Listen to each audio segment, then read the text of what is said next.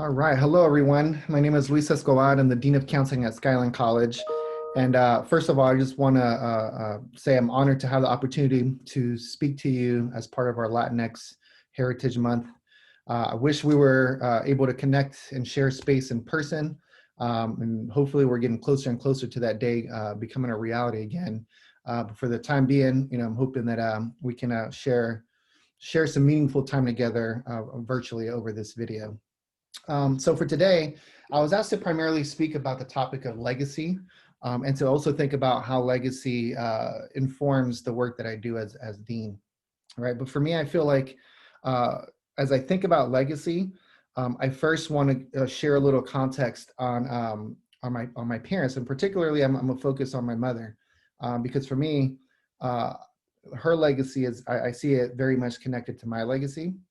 And then afterwards, I'll just share a little bit about my background so you can understand how then eventually these two really came together in my life and how it impacted me moving forward, right? So to begin with my mom, right, both my mom and my dad are actually from El Salvador. They were in El Salvador during some of the most difficult years of its history, right? During the Civil War, they saw a lot of violence, death, poverty. They saw some of their own, family members, murdered during that time. My mother was the first one to immigrate to the United States in hopes that, they could escape that violence and poverty at the time, but also to provide my sisters and I an opportunity for a better life, as she would say. All right, as a total of three, I have three older sisters and myself, so it's a total of four of us. Right, and it was my mother who first made the journey, right? And I remember her telling me the story of her very long journey going from El Salvador to California and San Francisco specifically. Um, and it took a lot of courage, right? Like she was out here on her own, didn't know anybody, didn't speak the language. She just knew that it was best for the family for her to try to set roots here, right? And so for me, I see that as that's part of their legacy, right? Like my mom was the first in my entire family, right, to take that risk and gamble, leave part of her family in El Salvador to try to come here to build roots, and for the rest of us to later come here, and for my mom, like she would always like tell me as I was growing up that one of her dreams was that one of her kids would ultimately be a graduate from a college, right? And there's so much more to it, right? Like, once they came here, my mom didn't really have the privilege in El Salvador to get an education, right? For her, she wasn't even able to finish elementary school, not because she didn't want to, but because she didn't have the opportunity to, right? Once here, she had to work super long hours, pretty much as a housekeeper. My father, who also didn't have the chance to go to elementary school, was a dishwasher, right? And so they worked extremely long hours, right, just to put food on the table and give us an opportunity, right? And so fast forward now, I'll just share a little bit of time on my background. All right, for me, obviously first generation Salvadorian American. I was born here. And so, I just, recall primarily my high school years in particular. That's when I really started becoming more and more, I guess, disconnected from my education, right? Like I was doing it just because I knew I had to, in essence, graduate high school. And I always was maintained just good enough grades, usually around 2.5 to 3.0, just to keep my mom, okay, right? Like that, she's not overly concerned. Right. But I remember that I didn't like school, right? I couldn't wait until, I was done with high school and, and not have to deal with it anymore. Right. And then, at that time, still being very much low income, right? Also living in neighborhoods where there's violence and also poverty around. And, I was exposed to a lot of different things growing up. Right. And then I remember what I vividly remember, especially when I went from high school to college during those years, I was 17, 18 at the time. I was super confused. I didn't know what to do with my life, right? I didn't know what career I wanted to do. I didn't know if I should just go get a quick training and, enter the job market or what, but I ended up going to a community college. Actually started at College of San Mateo because primarily to play baseball, right? If it weren't for baseball, honestly, I don't even know if I would have went to school. But I remember every single time things would get hard, right? Whether it was related to school or, something else that was going on, the thing that always pushed me was my mom's legacy, right? Because I knew part of the legacy she explained to me, right? The struggles that she went to, the sacrifice, and that ultimately her dream was just for one of us to graduate from college. Like there was no way I could let myself quit, or at least like give it all that I have to make it happen, right? I don't care if I was feeling tired or I thought what I was doing was hard. To me, it was nothing compared to the stories my mom would tell me of what they went through. Like that was hard work, right? So for me, that was like, part of what always, pushed me forward to get through my hard times, right? And that's why I ultimately always see my mom's legacy and her struggles connected with my legacy, right? Because ultimately it was her legacy that pushed me to to succeed all that I could succeed, all that I could do. Right. And so, that then brings me now to how I think about my legacy. Right. And for me, there's a couple of things, right? Like as I was in college, I became really motivated when I started to learn more about, Latinx history and some of the systemic challenges that our communities often face. And what really motivated me is because I wasn't just reading it in the books. I then started making the connection of what I was reading and my lived experiences with my family, my friends, and my community, where I saw what the books were talking about, right? How to a certain extent, we are in a system that isn't designed for us, right? Like when we go to school, at least for me, I'll share from my example, right? Like I didn't have any Latino teachers. I didn't read much about Latinx history in our books, right? And if I did, it was a couple of pages primarily on Cesar Chavez, and that was pretty much the extent of it, right?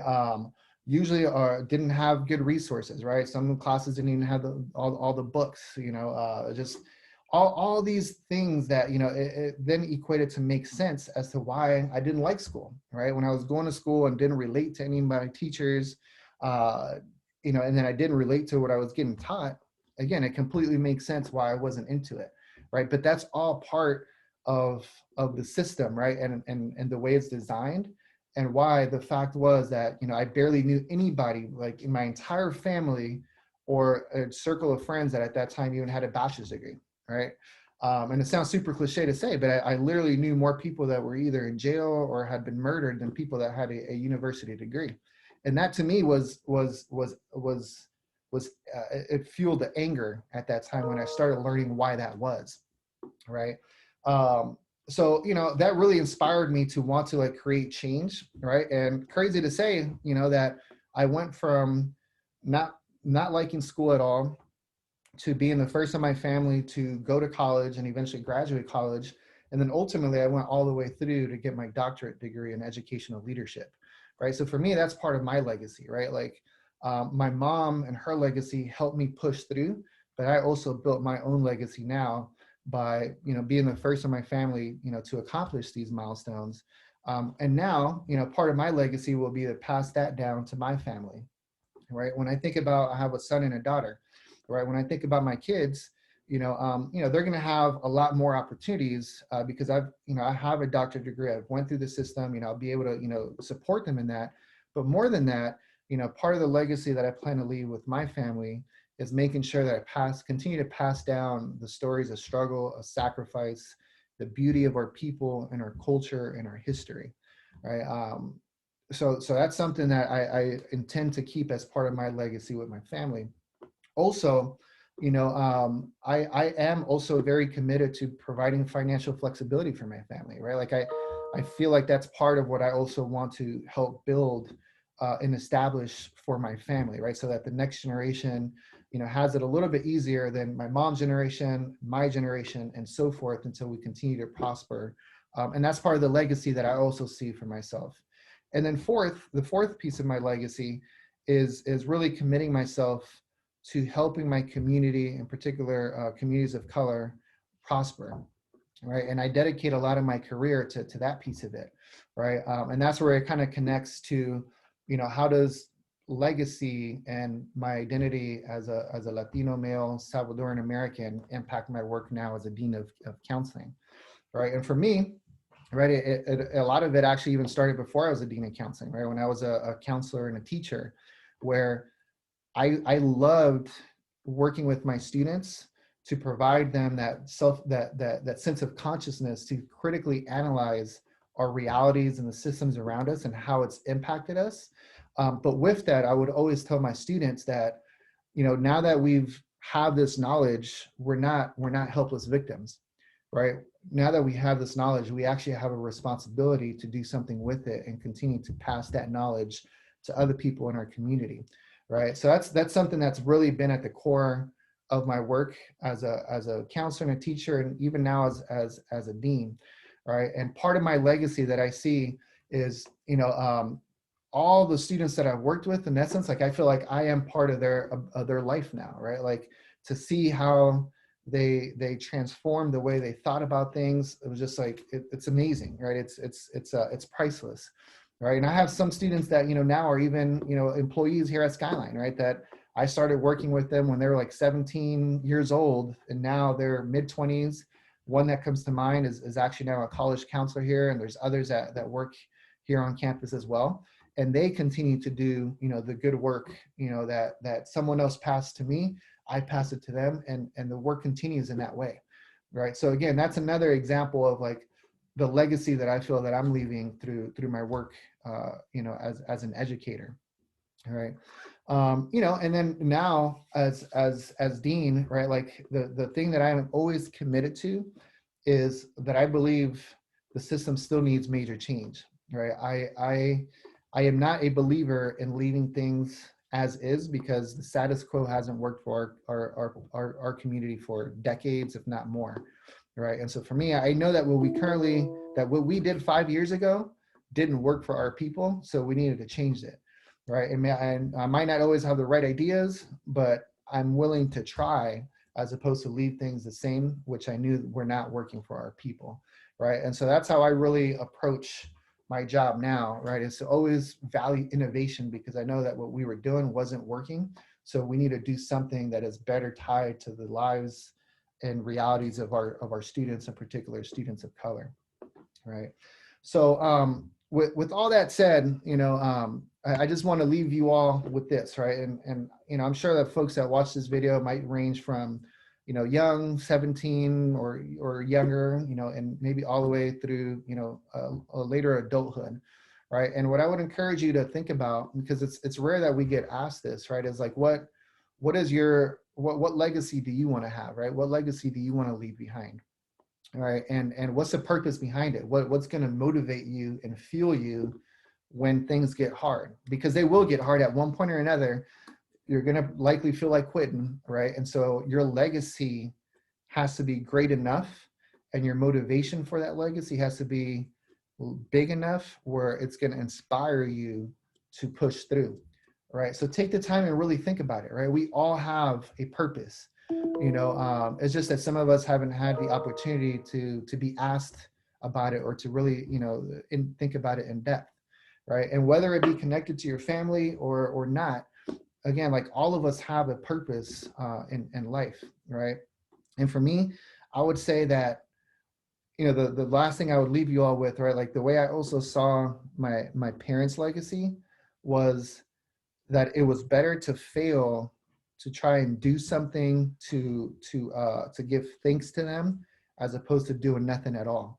That is the one thing that I could not do. I could not just do nothing, right? I couldn't just, like, I had to try to be great, right? And so for you all, that's the thing that I hope you also take from these couple of minutes together, is that try.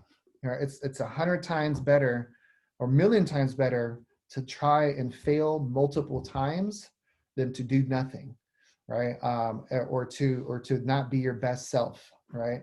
Or to give in to the systems that we face that want us to not succeed, right? So again, my encouragement to you is try, fall forward, really, connect to your legacy and your motivation, and let's continue to make things better, not only for ourselves and our families, but ultimately for our communities as a whole.